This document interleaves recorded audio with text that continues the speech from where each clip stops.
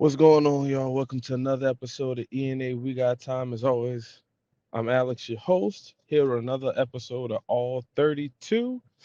As I said in the past videos, we're going to try and get, a representative from each team to come up here and talk about their team, talk about what they thought about last season, the all season so far, and, expectations for the year coming up.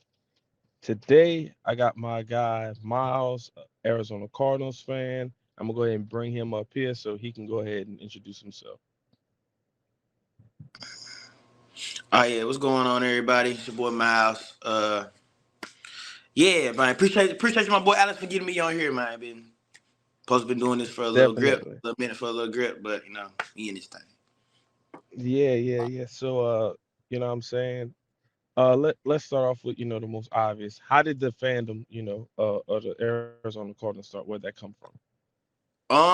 It started 2008 for real, cause it started cause my dad went to Tennessee State, and Dominic Rogers Cromartie played for TSU the season before, and the year we went to the Super Bowl, he got drafted by them, so it was just like I was Gotcha. watching him in college, and he on my favorite team, so shit just been stuck here since. Been tapped in since 2008. So I want to say about 15, 16 years for real. So Yeah.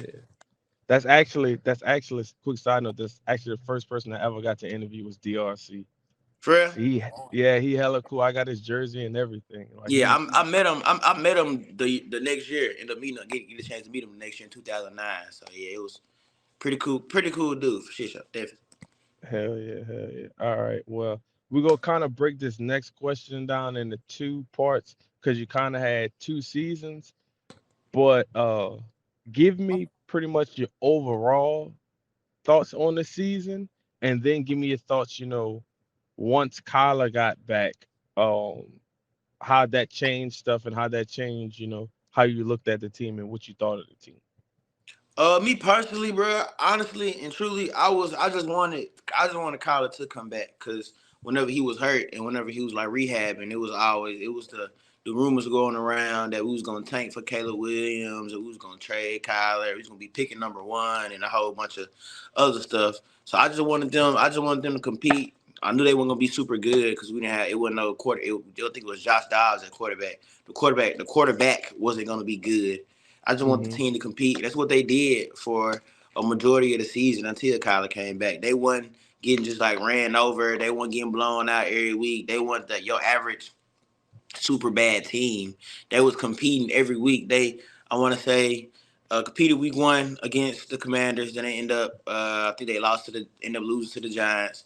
And Hmm. then I think they came around playing the Cowboys, beat the Cowboys Yep. and handily beat the Cowboys, and then was just competing. I think the only game I remember them like really getting blown out in before Kyler came back was the Cleveland game because Clayton Tune, the rookie quarterback, he played and he was god Okay. awful. So other than that, I didn't expect much going into the season, knowing with Hmm. Kyler being hurt, Kyler not being able to be there. I just wanted him to come back and show he could still play, and like he had something to prove because people thought as soon as he got hurt and whenever Caleb Williams said he was gonna get drafted, uh, we was gonna tank for him, trade Kyler to whoever, and try to get out that contract and all type of stuff. I was an avid Kyler Murray fan. I still am. I was like, nah, we not Yeah, that's gonna the trade Kyler. fact. We not gonna trade Kyler. I don't want Caleb Williams. We ain't gonna trade Kyler. We ain't gonna trade Kyler. And the draft next month, and I was right. We keeping Kyler, and we not drafting Caleb Williams, and we not picking number 1. So that's Hell what that's yeah. what my expectation was for real. But when Kyler came back, I was just happy to see him come back for real. Cause I was watching the game 2 seasons ago, Monday night when we was playing New England when he got hurt, and like, I was like, damn, like it's raps, like, cause the season was already it was kind of iffy, but like Hmm. it was like still a chance for real, like to sneak into like a wild card spot, like finish like 8-9, 9-8 type shit. But once he got hurt, I knew that shit was over with and done with, so the season was just over with from there.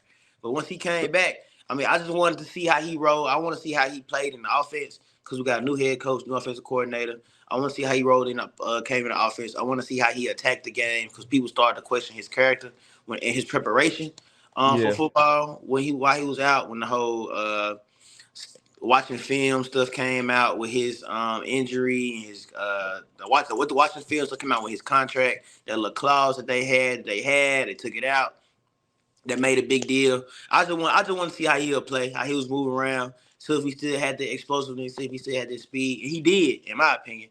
So I just wanted to see how he was playing with the rookies that we drafted, Trey McBride, Michael Wilson.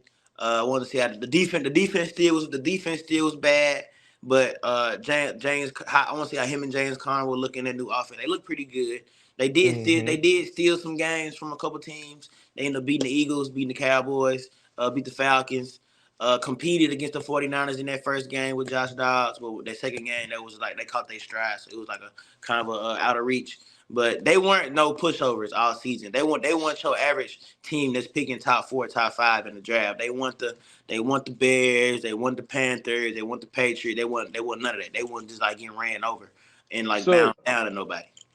So my question is, right? So, like I said, you kind of had two seasons, Yeah. before Colin. Once you got there, what were like obviously Colin come back, but what were like some bright spots you saw? Because like you said, y'all weren't any pushovers, but what were like I guess maybe a player or two or a game or two where he was like, you know what, we probably not gonna win nothing this year as far as making the playoffs, but I like him, or you know what, this game really showed me that we could do this, or like what was a player or players that you were like, okay, we could build with this. I want to say Trey McBride, our rookie tight end that we had, because for a minute, for the most of the season, Zach Ertz was in that spot. But when Zach Ertz got hurt, Trey McBride ended up starting, and he ended up playing really, really well. I want to say he had 1,000 yards. And then Greg Dortch showed some flashes at slot receiver.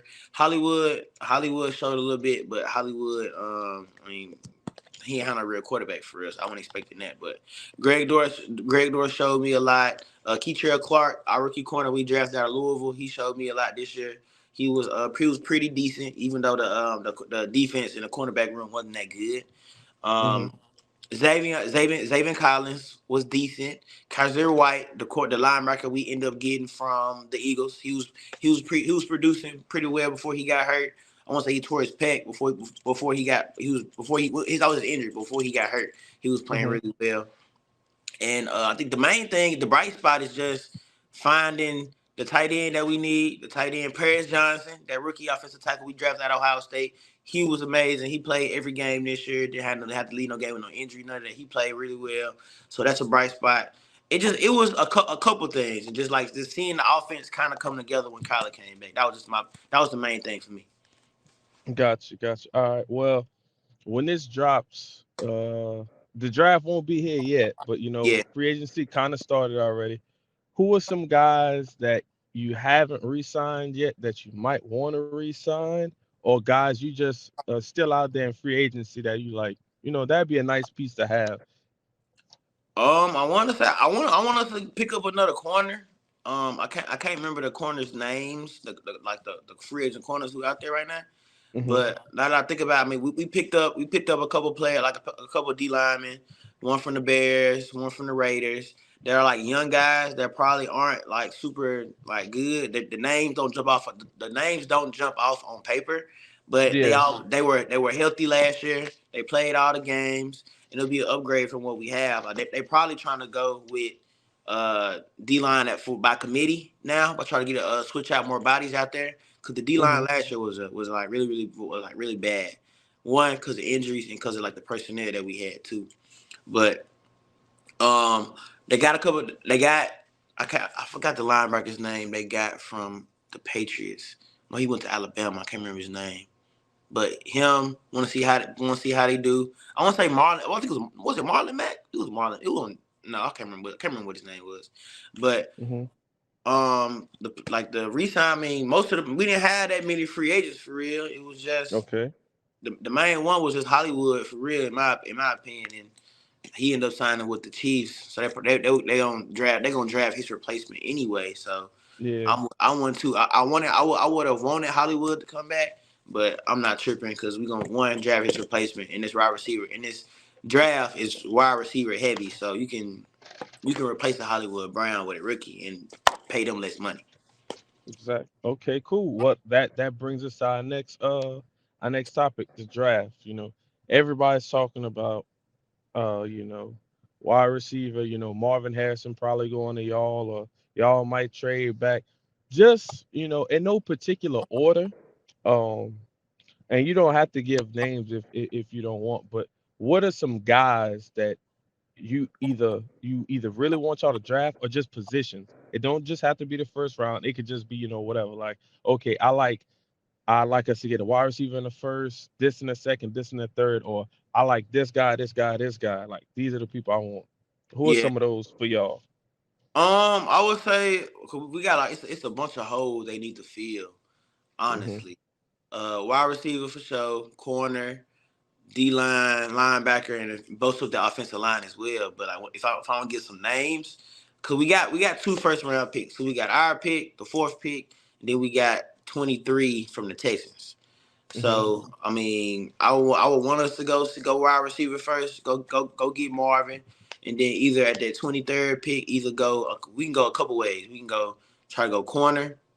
I wouldn't mind Kool-Aid McKinstry from Alabama, Hmm. or that corner from Toledo that showed out at the combine. I can't remember his name, I know who but you talking about. Yeah, and I want I either think it's him. Quentin. Yeah, I think like Quintel or some. I think it's like name Johnson or something. Yeah, I know who Uh, you talking about. him. Or go the D line route and try to get one of those D linemen from Texas. Or I don't even know the D lineman that's coming out. Apply one from Texas, the one from Michigan, or try to bolster up the offensive line. Try to get you another good a rookie offensive lineman to pair it with Paris Johnson. We signed Jonah Hill from the Bengals, trying to pair it with him. See how Jonah Hill gonna be. Not Jonah Hill, Jonah whatever. Jonah Williams. Jonah Williams. Um, Gotcha. but honestly, first round wide receiver in my ideal draft, Hmm. first round wide receiver corner, no wide receiver offensive lineman, second or offensive lineman or corner. Second round probably go D lineman, offensive lineman again. Probably get you a good corner. In that third round, you can probably pick up a good wide receiver three, wide receiver four. So probably a return specialist. Get you a linebacker, D lineman, and just from there, just fill in spots where you feel like people excel. Gotcha. Okay, okay, I like it. All right, so um, obviously, season ain't here yet, training camp ain't here yet, draft ain't here yet. But what do you expect from your team next year? Like I said, it's far away, but like, what do you already have set? Like, all right, we need to do this. Just make an improvement on the season before. I think we won 4 games last year. Uh, Improve on that. Try to double it. Probably get anywhere from 5 to 8. 'Cause I know they not in competing. Hmm. Like this draft not gonna turn around the team like that. It's too many holes. It's still a second year with a new coach. Kyle is still coming back from like that. Is getting his footing from that injury. Anywhere from winning anywhere from 5 to 8 games. Just be competitive again all season. Try to steal a couple games for some people if they. I mean, in the ideal situation, 8 games, 8 and 9 will Okay. probably be good for me. Just improvement. They probably still gonna be finished last in the division. Just make some improvements because me personally, I don't want to rush this.